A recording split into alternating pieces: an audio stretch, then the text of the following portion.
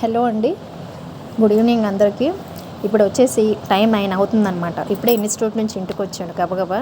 పిల్లకాయలు చూస్తే ఆకలేస్తుంది అంటున్నారు, టైం చూస్తేనేమో 9 అయిపోయింది. ఇమీడియట్గా అప్పటికప్పుడు ఏం చేయాలని చెప్పి ఒకసారి ఫ్రిడ్జ్ ఓపెన్ చేసి చూడంగానే 4 టమాటాలు, కొంచెం పుదీనా కట్ట కనిపించింది. సరే ఉప్మా చేసినంత ఈజీగా టమాటా రైస్ చేసేద్దామని చెప్పేసి స్టార్ట్ చేశాను. మీరు కూడా వచ్చి చూసేయండి. ఫస్ట్ స్టవ్ వెలిగించుకుని ప్యాన్ పెట్టుకుని కొంచెం ఆయిల్ పోసుకోవాలి. అందులో ఫస్ట్ వచ్చేసి జస్ట్ సాజీరా వేసుకున్నాను అంతే. అది కూడా ఉంటే వేసుకోండి, లేదంటే లేదు.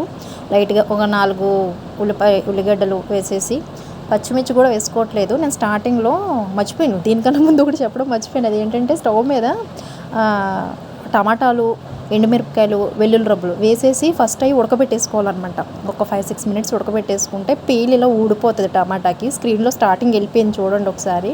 అది తీసేసి పేలు తీసేసి మిక్సీ పట్టేసుకోవాలన్నమాట పేస్ట్.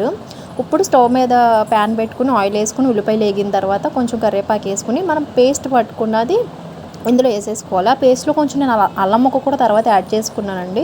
అంటే అల్లం వెల్లిపాయ పేస్ట్ సపరేట్గా వేయకుండా ఆ పేస్ట్లోనే అల్లం ముక్క వేసేసాను. అవి కొంచెం నూనె ఇట్లా పైకి వెళ్ళేదాకా స్టార్ట్ అవుతుంది కదా.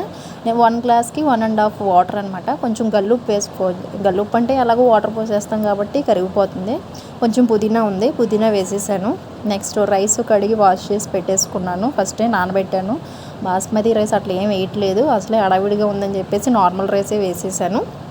వేసేసి కొంచెం గరం మసాలా పిల్లల కోసం ప్రిపేర్ చేస్తున్నాం కదని చెప్పేసి కొంచెమే వేసాను, ఎక్కువ వేయలేదు. అవి వేసుకున్న తర్వాత ఒక 5-6 మినిట్స్ ఫ్రై చేసుకోండి.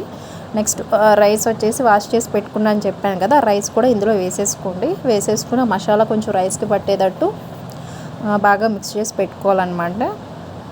రైస్కి పట్టేదాకా మసాలా పట్టించుకున్న తర్వాత నెక్స్ట్ మనకు వచ్చేసి 1కి 1.5 వాటర్ అని చెప్పాను కదా, 1 గ్లాస్కి 1.5 వాటరు అవి వేసేసుకోండి.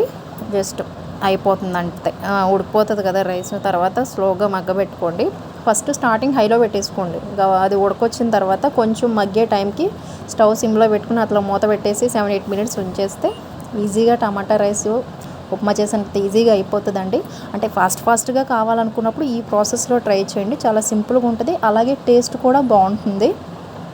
కారం అదేం వేసుకోవట్లేదు, ఎందుకంటే నేను ఆ టమాటా ప్యూరీలో పండు మిరపకాయలు ఉంటాయి అంటారు కదా, ఎండుమిరపకాయలు పండు మిరపకాయలు కూడా వేసుకోవచ్చు.